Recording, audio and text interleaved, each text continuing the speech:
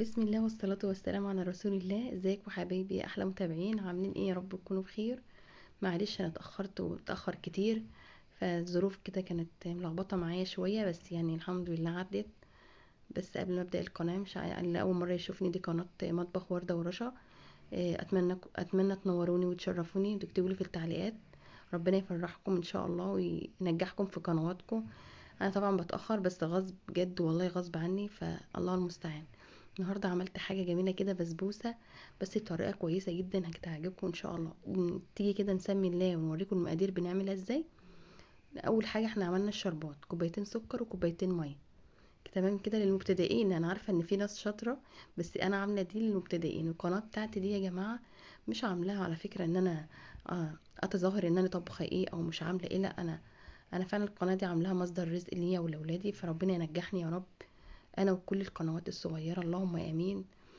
يعني انا بقى داخله على سنه وانا مشغله بالقناه، بس انا مش عارفه اشتغل كويس بسبب الظروف اللي احنا فيها والغلا اللي عمال يزيد كل يوم على اليوم اللي قبله، فالله المستعان بجد يعني.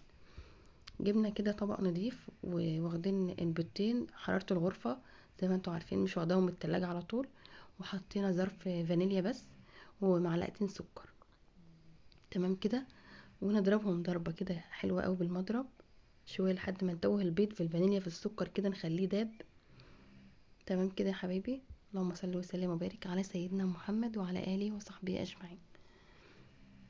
أنا بعتذر على التأخير، هو بيبقى غصب بس يعني. الحمد لله، كان ابني تعب شوية وكنت ملخبطة شوية، فالحمد لله يعني عدت.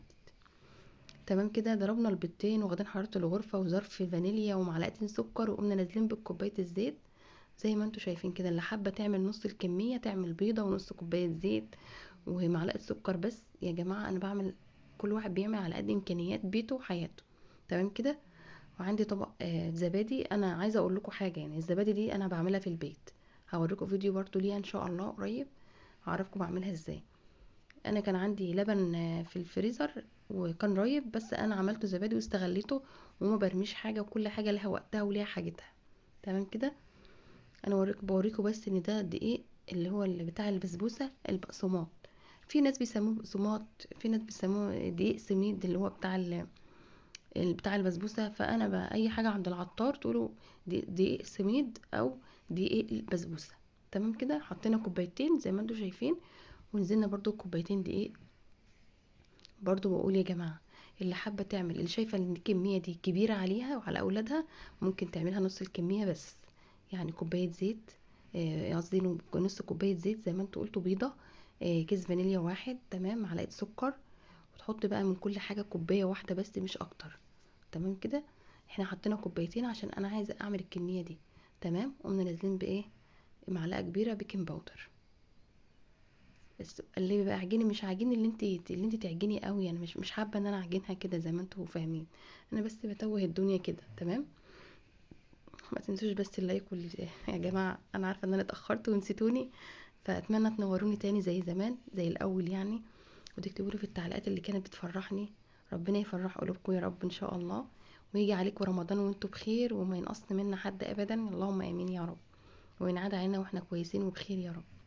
حبيت بس اوريكم العجينه عامله ازاي، يعني ايدي نظيفة وهي طبق نظيف، فاهمين؟ فجبت بقى ايه، دهنت الصينية شوية زيت، وجبت بقى شوية، كنت واخدة من ال10 جنيه، شفتوا البقسماط دول ب10 جنيه بس، عشان تبقوا فاهمين ان هي مش مكلفة. تمام. هناخد بس إيه معلقتين 3 كده، اللي هو لوحده ده دقيق بقسماط ده لوحده، بحيث ان انا زي الدقيق كده، بدل الدقيق انا بعمل بالبقسماط. تمام كده. زي ما انتوا شايفين ورستها كده حتت صغيرة. تمام. ما شاء الله اللهم بارك. حاجة سريعة وفي ثواني ويعني على قد امكانياتك بتعملي، ما معكيش برضو بتعملي حلويات. يعني انا في الظروف دي انا ما كانش معايا، بس برضو حاولت افرح الاولاد واعملهم قاعدين يقولوا عملنا حاجه حلوه يا ماما، وانا ما رضيتش ازعلهم، فعملت برضو اللي انتوا شفتوها دي. العيال فرحت، قعدوا يعني يومين كلوها ما شاء الله اللهم بارك. يوسف وسما ومعاذ وسليم ما شاء الله. اللهم بارك، يا ربنا يرزق الجميع يا رب، اللهم امين. تمام كده انا خلصتها، وكنت مولعه الفرن على درجه حراره 180 من فوق ومن تحت زي ما انتوا شايفين كده بالظبط. حبيت بس ازينها بشويه سوداني، وهي كده يعتبر طلعت من الفرن زي الفل. ما شاء الله. الشربات زي ما انتوا عارفين انا مجهزه الشربات زي ما انتوا شايفين من قبلها.